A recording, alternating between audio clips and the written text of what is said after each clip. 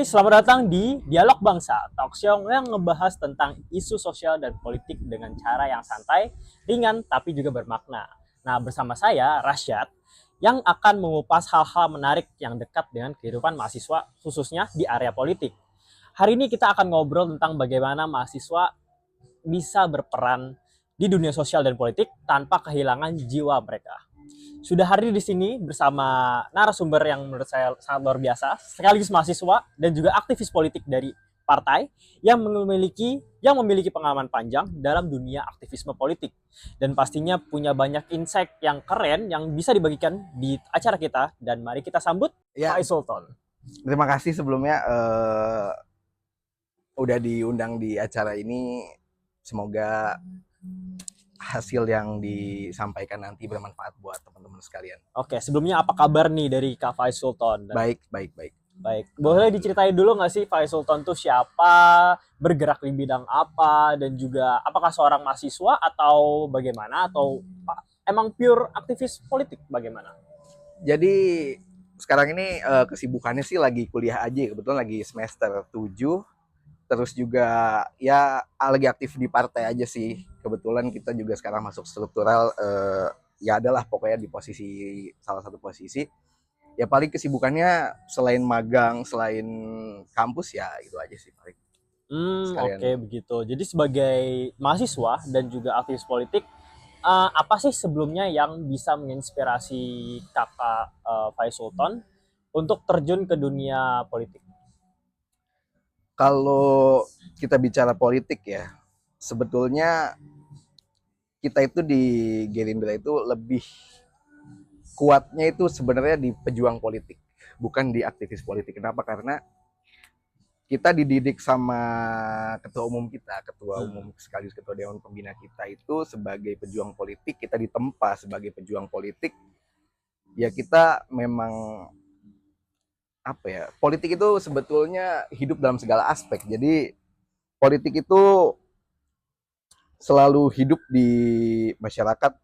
Ketika kita bermasyarakat, kita berpolitik gitu. Hal yang menginspirasi itu adalah menurut saya itu kesadaran dari dalam diri bahwa Untuk di kita zaman sekarang ini, ya. iya, bahwa kita ini sebetulnya memiliki sumber daya yang sangat bagus, sumber daya yang sangat bagus. Sumber Kita daya alam dan juga memiliki, manusia ya kak ya. ya, negara ini negara kaya, negara ini negara yang besar, dalam artinya negara ini harus memiliki orang yang memang berkompeten gitu. Di situ yang mengangkat minat, mungkin kesadaran ya mungkin untuk terjun ke dunia politik gitu. Nah, sebagai aktivis, sering nggak sih berinteraksi dengan anak-anak muda, termasuk mahasiswa? Bagaimana dalam Kalau perjalanan partainya misal? kalau bagaimana pandangan mahasiswa ya terhadap isu-isu politik saat ini, menurut saya mungkin pertama mahasiswa sebagai agent of change itu memiliki peran penting dalam kehidupan politik. Apalagi dalam perjalanan politik, kita tahu mahasiswa juga sering mengadakan aksi-aksi mengawal parlemen, mengawal isu-isu tertentu gitu yang terjadi lah di negeri ini. Menurut saya mahasiswa itu memiliki peran penting, punya peran yang sangat penting. Apalagi mungkin banyak orang yang berpandangan gitu bahwa mahasiswa harus kritis, harus memiliki jiwa-jiwa kritis. Apalagi kita tahu politik itu adalah sebuah hal yang akan menentukan arah kemana bangsa ini akan dibawa gitu. Nah, kalau bicara soal mahasiswa nih kak, Hmm. mereka kan sering tuh dianggap yang sebagai politik sebagai agen perubahan. Tapi banyak juga tuh pikiran-pikiran bagaimana politik itu kotor ataupun nggak menarik. Nah, menurut kakak, apa sih yang bisa dilakukan mahasiswa supaya tetap berkontribusi tanpa harus terjun ke politik praktis? Sebetulnya banyak ya cara yang bisa dilakukan oleh mahasiswa untuk tidak langsung terjun dalam politik praktis gitu. Yang pertama mungkin ada aktif dalam gerakan-gerakan sosial gitu, maupun ya mengikuti LSM atau segala macam, ya mungkin bisa juga hadir gitu, ikut ikut hadir pada pemilihan umum begitu. Nah ini PR mahasiswa nih kadang-kadang ya, Hmm. karena saya kira ini mahasiswa ini terkadang memang memiliki angka golput yang cukup tinggi memang ini kelas mahasiswa ini. Ya itu paling gerakan-gerakan itu yang harus ditumbuhkan karena harus ditumbuhkan kesadaran bahwa politik kotor itu, politik kecurangan itu timbul karena adanya sebab. Ketika kita memiliki banyak suara yang tidak tercoblos dalam artian banyak suara golput, itu adalah celah bagi kecurangan begitu. Ya karena sempat juga ngalamin ya begitu, politik itu kotor karena ya banyaknya surat suara yang nggak tercoblos sampai akhirnya surat suara itu disalahgunakan. Ya dijual segala macam. Ya itu. Berarti memang salahnya tuh oknumnya berarti ya. Ada beberapa oknumnya dan itu udah bukan rahasia umum lagi gitu. Betul. Itu rahasia umum. Gitu.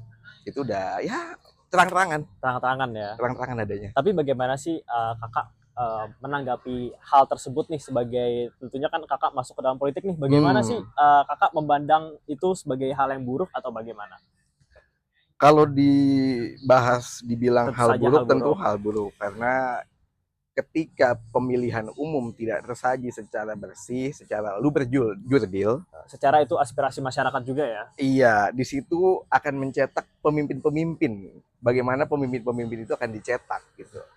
Ketika kita mengadakan pemilihan umum lalu di situ ada oknum yang berbuat curang, tentu kita bisa tahu ke depannya gitu.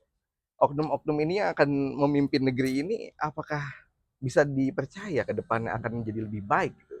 Apakah dia bisa dipercaya ketika memimpin negeri ini atau memimpin daerah atau menjadi di parlemen akan baik kinerjanya, kan belum tentu. Bisa jadi orientasinya tuh uang gitu. Yang kedua mungkin bisa ditambahkan itu literasi politik. Ya literasi politik dalam artian kita sebagai mahasiswa juga harus melek pada dunia politik, dalam artian ya sekarang banyak media sosial, ada media massa, media cetak, bisa kita pahami apa sih itu politik gitu, apa bahayanya golput dan segala macam begitu, itu bisa dilihat di situ. Oke. Jadi bisa dibilang kalau misalnya politik itu punya peran yang sangat penting ya untuk bagaimana masyarakat itu mengeluarkan aspirasi dan hak mereka untuk memilih pemimpin mereka.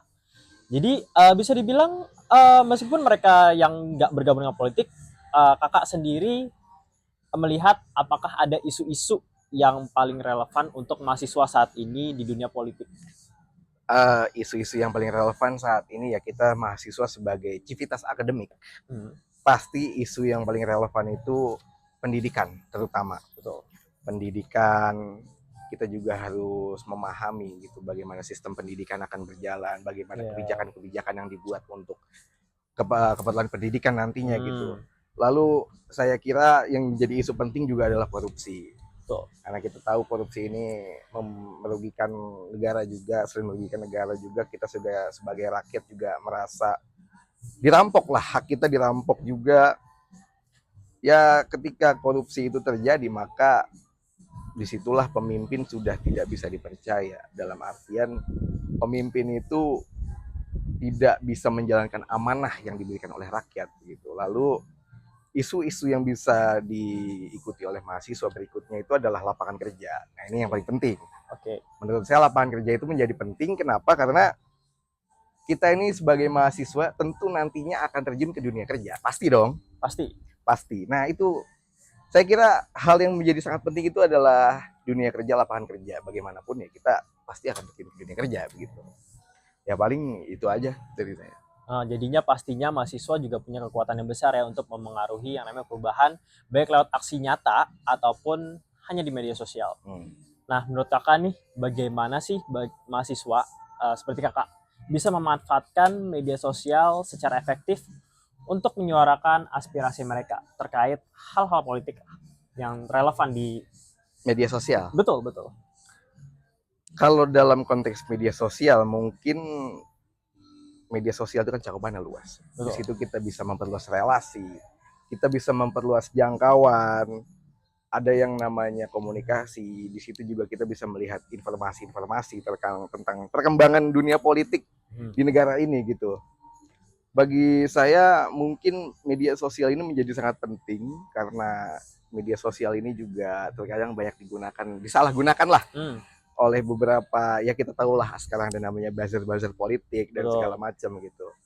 Lalu kita juga bisa menggunakan media sosial dengan bijak itu untuk mengkampanyekan bukan dalam arti mengkampanyekan sebuah pasangan calon, bukan.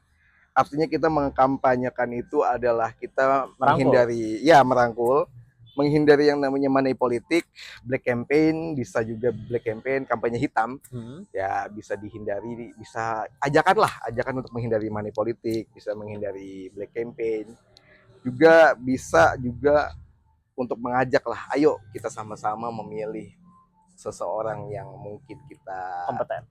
yang mungkin kompeten di bidangnya, yang kita rasa akan menjadi wakil kita di parlemen gitu nanti. Itu aja. Oke, jadi kalau misalnya nih kakak sebagai mahasiswa, terus ada nih mahasiswa lain yang mulai aktif dalam kegiatan sosial atau politik. Menurut kakak sebagai langkah awal tuh bagaimana sih? Apakah ada hal-hal yang bisa direkomendasikan sebagai gerakan awal mereka? Sebagai gerakan awal mungkin ya tadi balik lagi ya, kita harus aktif di organisasi. Tentu bagaimanapun kita selama di organisasi kan kita memahami apa itu hierarki dalam organisasi. Kita juga bisa dalam edukasi, mungkin kita juga bisa ya dalam artian mengajak rekan-rekan yang lainnya untuk ayo kita sama-sama masuk ke dunia politik gitu. Lalu juga selain itu kita bisa membangun jaringan, kita bisa membangun relasi. Saya kira penting ketika kita membangun relasi itu ke depannya menjadi sangat penting, karena ya kita tahulah negara ini memiliki populasi yang sangat besar gitu. Ketika kita memiliki relasi, saya kira akan sangat baik gitu ke depannya. Apalagi ya kita tahu sekarang ketika kita mau masuk ke dunia kerja, ketika kita mau berangkat kemana-mana pun, ketika kita memiliki relasi, insya Allah tenang di jalan. Jadi untuk menumbuhkan yang namanya rasa jiwa politik dalam untuk anak muda itu bisa jadi satu gerakannya itu untuk terjun ke dunia organisasi ya. Bagaimana dunia mereka organisasi bisa berdiskusi. Betul. Ya kan? Karena begini, pada dasarnya politik itu sudah ada saat kita lahir ke dunia ini. Bahkan kalau kita di anak politik itu bahasanya ketika kita lahir ke dunia aja kita udah berpolitik gitu. Politik keluarga ya? Iya, politik keluarga bisa gitu kan. Karena memang pada dasarnya ya seperti Aristoteles bilang gitu, bahwa manusia itu pada hakikatnya adalah binatang politik gitu. Dalam artinya manusia bisa menyingkirkan kebutuhan pribadi, kebutuhan diri sendiri itu di atas kepentingan yang lebih besar. Contohnya ketika kita memiliki kepentingan untuk negara dan aturan gitu. Itu kenapa mahasiswa dikatakan sebagai binatang politik ya, karena manusia bisa mengesampingkan itu, bisa memilih hal yang mungkin bersifat umum. Betul. Seperti ya itu, balik lagi negara, bangsa, agama, mungkin bisa. Wah, nggak kerasa banget ya kita udah sampai di penghujung acara. Banyak sekali nih insight yang bisa kita ambil hari ini yang dibagikan oleh Kakak Sultan. Nah, terima kasih banyak untuk Kak Sultan sudah berbagi cerita, inspirasi untuk kita semua. Nah, buat teman-teman mahasiswa nih di rumah, semoga obrolan kita hari ini bisa membuat wawasan kalian di dunia politik itu semakin luas ya. Dan ingat, sebagai mahasiswa kita punya peran besar untuk bersuara dan juga membangun masa depan yang lebih baik. Jangan ragu untuk peduli dan juga jangan takut untuk bersuara di dunia politik. Nah, untuk Kakak Sultan, apakah ada yang bisa ditambahkan? Ya, paling tambahan sedikit aja ya. Intinya kita sebagai mahasiswa, sebagai anak muda, kita harus memiliki kepedulian terhadap dunia politik gitu. Kita jangan jadi anak muda, jangan ngerasa politik itu kayak gini Atau politik itu nggak penting gitu ya. Kita jangan merasa acuh nggak acuh, karena ya tadi saya sampaikan tadi gitu. Ketika kita acuh nggak acuh, disitulah celah kecurangan itu terjadi gitu. Paling satu salam dari Pak Prabowo yang harus saya sampaikan kepada teman-teman sekalian, yang pernah disampaikan ke saya juga, selamatkan Indonesia Raya. Gitu aja. Oke, nama saya Rasyad Eriza sebagai host Dialog Bangsa. Pamit undur diri, sampai jumpa di Dialog Bangsa berikutnya. Tetap semangat dan teruslah berkarya ya. Bye-bye.